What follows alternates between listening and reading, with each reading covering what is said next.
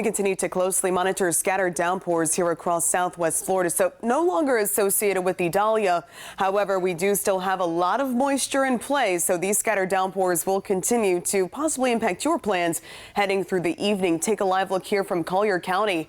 And as we look farther inland, you can definitely see those ominous looking skies. Also just to the south of Naples, definitely monitoring a big downpour there for our friends over Marco Island. But most of the scattered storms are indeed farther inland, but again, we do have that one down toward Marco. First, though, we start our radar tour here in Lee County. While downtown Fort Myers is on the quiet side, as well as Cape Coral, both spots hit earlier by showers and storms, even as early as that bus stop forecast. We are now tracking some of those downpours from Gateway up towards Sunshine Boulevard, so right along 82. Heads up there, but at least these showers, these storms do have a pretty quick motion from the west toward the east. So that little shower wrapping up in Estero, heading up toward Miramar Lakes, and it will continue to race off through FGCU and head off toward the east. A bit farther now toward the south. This is that bigger cell I was talking about affecting Marco Island. Marco up 951 heading toward Lely Resort. You're definitely going to be affected here. Also seeing those lightning strikes, hearing those rumbles of thunder. And again, just a friendly reminder, if you can hear it,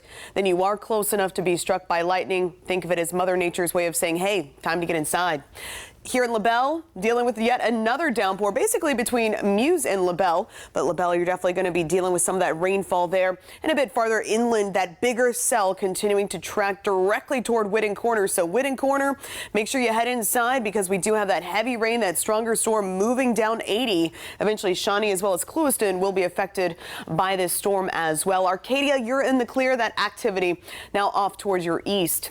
Different perspective, but still very cloudy conditions here from the Luminary Hotel in downtown Fort Myers. Temperatures, they're at 89 degrees. That might not sound too shabby, but when you're talking about a dew point this tropical, the higher the dew point goes, the heavier, the soupier the air feels. Literally, the more moisture that the air is holding, and that's causing it to feel about 15 degrees hotter right now. Right now, that heat index in Fort Myers at 104 degrees.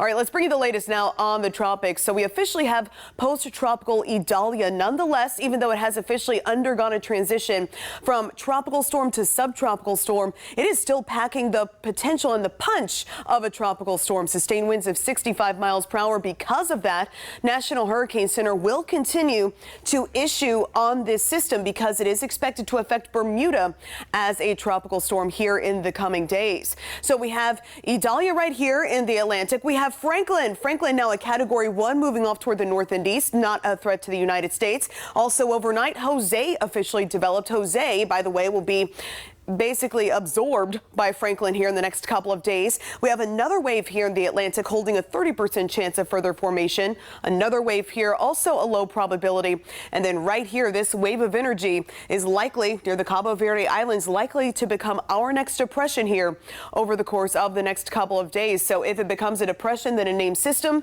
it will be called Katia. As for our 7-day forecast tomorrow, more afternoon and evening storms in the mix. High temperatures staying around 93. And looking ahead to that holiday weekend, just isolated storm chances expected.